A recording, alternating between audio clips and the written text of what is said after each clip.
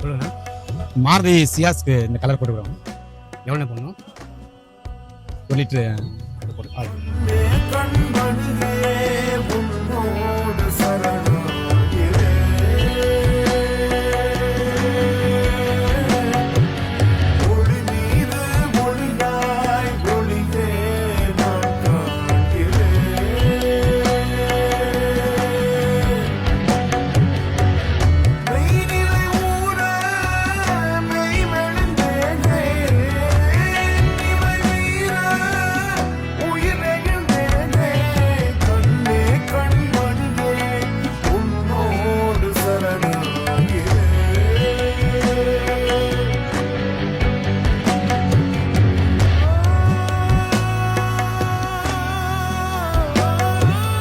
நல்லா கரெக்டாக இருக்காண்ணே. கரெக்டாக இருக்குண்ணா.